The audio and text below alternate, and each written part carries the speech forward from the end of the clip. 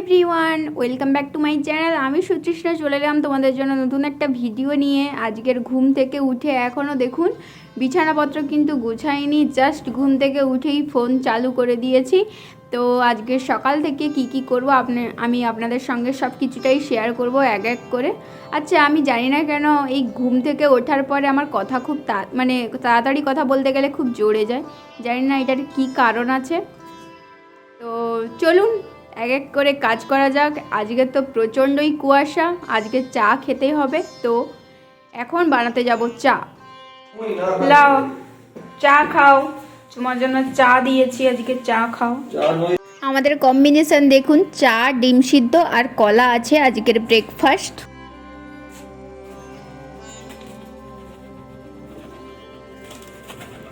Just দেখুন, পায়রার অত্যাচারে আর থাকা যাচ্ছে না।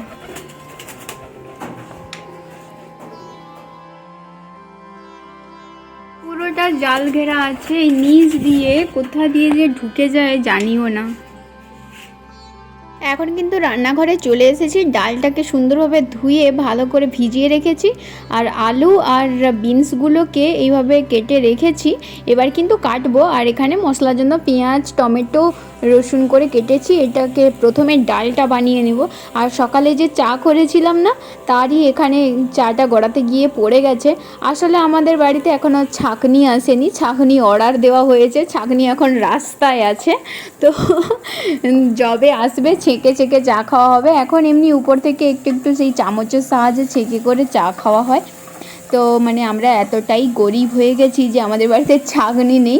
আর এখানে দোকান আছে, কিন্তু কখনো তো বাইরে বেরোনো হয় না, তাই জন্য। আর এখন যে হঠাৎ করে এত ঠান্ডা পড়ে যাবে বুঝতে পারিনি, তো তাই জন্য ছাঁকনিটা কিন্তু ইমিডিয়েট লাগবে, সেই জন্য আবার অর্ডার করে দিয়েছি। চলে আসবে ওই 1-2 দিনের মধ্যেই কিন্তু চলে আসবে।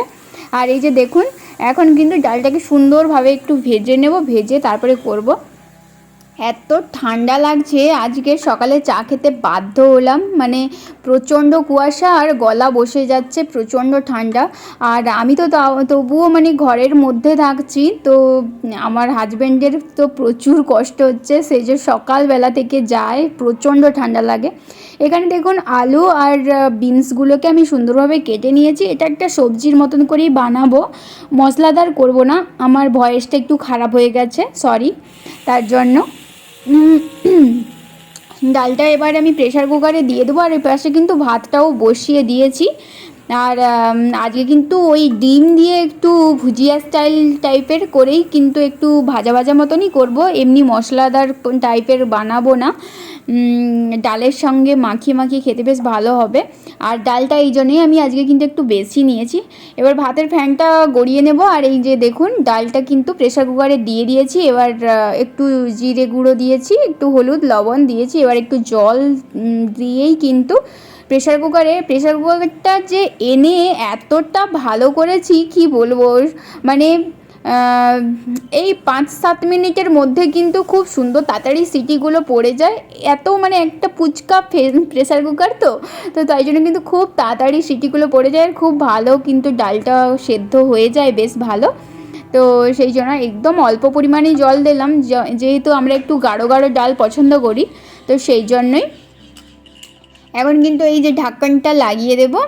আর এই যে ঢাকনে দুটো এই যে দাগ দেখতে পাচ্ছেন, এটা জানি না কোথায় কী করে দাগটা হলো জানি না, ওই রাবারটার উপরে দাগ ছিল। তো এখন কিন্তু আলুগুলোকে সুন্দরভাবে প্রথমে তেলের উপর লবণ আর হলুদ দিয়ে কিন্তু ভেজে নিচ্ছি। তারপরে বিনসগুলো তুলে দেব।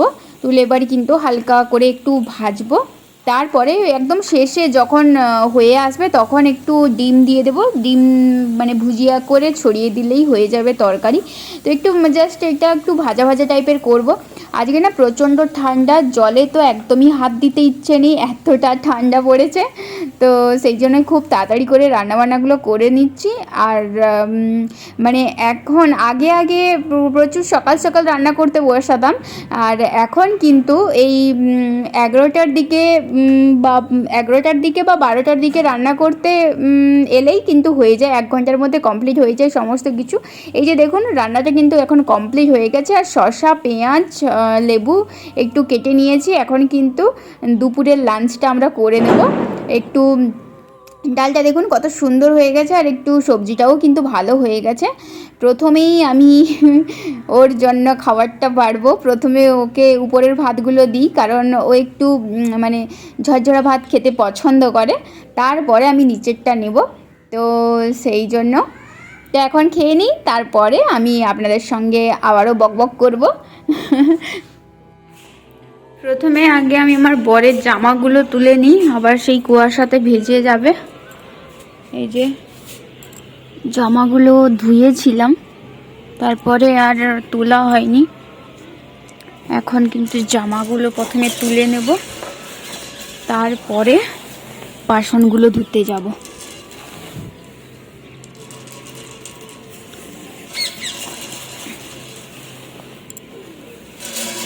এখন কিন্তু অনেকটাই বিকেল, বলতে গেলে এখন বিকেলই হয়ে গেছে। আর দেখুন আজকের আমার রান্নাঘর কিন্তু পরিষ্কার করা হয়নি। দুপুরবেলা আমার আসলে আজকের এক্সাম ছিল, তো তাই জন্য এখন কিন্তু মানে পরিষ্কার করা হচ্ছিল না এখনো পর্যন্ত। এই এতগুলো বাসন এখন আমাকে কিন্তু ধুতে হবে। আর এই যে রান্না মানে গ্যাসটাও কিন্তু মোছা হয়নি, আর সেই যে সকালে চা পড়েছিল এখনো পর্যন্ত কিন্তু সেই দাগ আছে। তো এখন আমি ভাবছি এই বাসনপত্রগুলো সুন্দরভাবে মুছে মানে ধুয়ে পরিষ্কার করে রেখে দেব, আর গ্যাসটাকে ভালো করে মুছে দেব, তারপরে রাতের রান্না করব।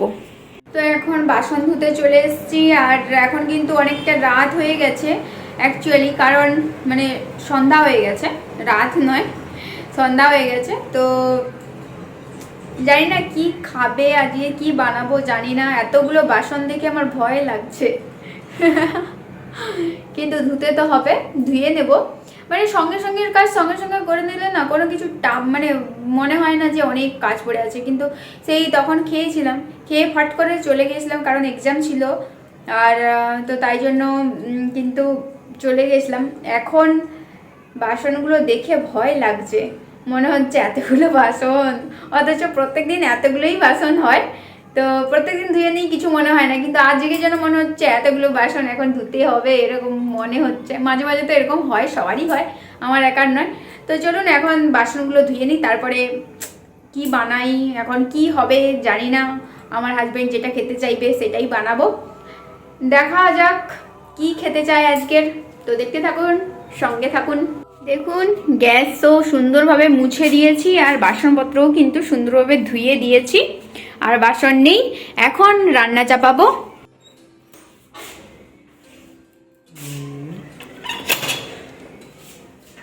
এসছো? হ্যাঁ গো।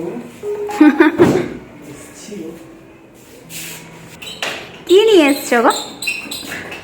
হ্যাঁ মনে হয় ভুল পারে চলে আসছে। কেন? ওই ছাকনি মনে হয় ভুল চলে আসছে, দেখো দেখি কি এসছে এর ভিতরে। ভুল মাল চলে আসছে। কেন কেন মানে ভুলমাল মনে হচ্ছে কেন? সসপ্যানটার তো একটা সাইজ আছে রে বাবু, লম্বা তো হয়। কিউট নাকি? দেখো ছোট আমার মতো। না না, সব আলাদা আলাদা কিছু। দেখি দেখি। ওরে বাবারে, এই যে আমার সন্টু মনা, কত সুন্দর একটা কিউট ছাকনি। এটাই আমরা অর্ডার দিয়েছিলাম, তো এইটা কিন্তু এসছে। আর এই যে এইটা একটা ছোট এই চা বানানোর জন্যই কিনবো বলছিলাম। এটা একটু খুলো না।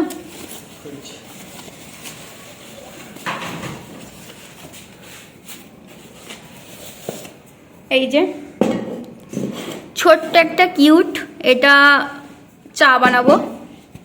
কি গো আজকে কি ডিম ভাজা খাবে?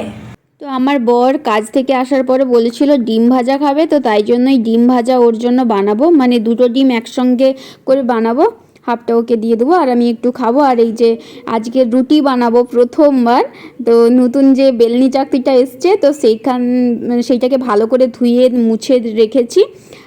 তো এই যে দেখুন এখন কিন্তু আটাটাকেও গোলা করে নিয়েছি। তো 3টা রুটি আমার হাজব্যান্ডের, 2টা রুটি আমার, তো তাই জন্য এইরকম করেছি। চলো তোমার জন্য ডিম ভাজা বানিয়ে ফেলেছি, খাও খাও, খেয়ে বলো কেমন লাগছে। নিভিয়াটা কি এখানেই থাকবে? হুম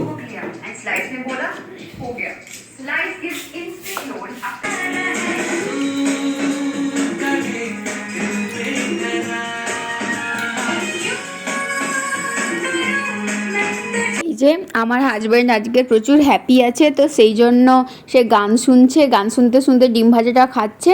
আর এখানে আমি চটপট করে কিন্তু রুটিটাকে বেলে নিচ্ছি আর একটু ওই তাওয়াতে সেঁকে নিয়েছি, তারপরে এই যে কি ছান্তা না কীটা বলে এটাতে করে কিন্তু ভেজে নিয়েছি।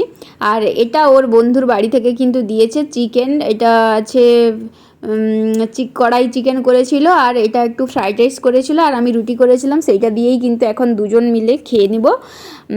আর ও তো পেঁয়াজ ছাড়া কিছু কথা নেই, তো তাই জন্য পেঁয়াজ কুচাতেই হলো। তো আজকে কিন্তু রুটি বানিয়েছিলাম প্রথমবার, মানে এখানে প্রথমবার রুটি বানিয়েছিলাম। তাওয়াও ছিল না আর বেলনি চাকতিও ছিল না, তাই জন্য কিন্তু রুটি বানাইনি। এর আগে একবার সেই লুচির মতন ছোট ছোট গ্লাস দিয়ে থালার পেছনে গ্লাস দিয়ে বেলেছিলাম, একবার সেই লুচির মতন করেছিলাম, কিন্তু রুটি তো কখনোই করিনি, ফার্স্ট টাইম রুটি করলাম এখানে।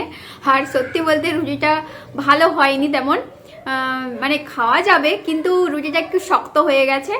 তো এটাই পরের দিন হয়তো মানে ওই মাখাতে হবে, হয়তো আরও একটু জল দিয়ে মাখাতে হবে, যেটা মাকে ফোন করে বলতে মা এটাই বললো যে জল একটু বেশি দিয়ে মানে মাখাতে হবে, ভালো করে মাখালে তবে নরমটা হতো।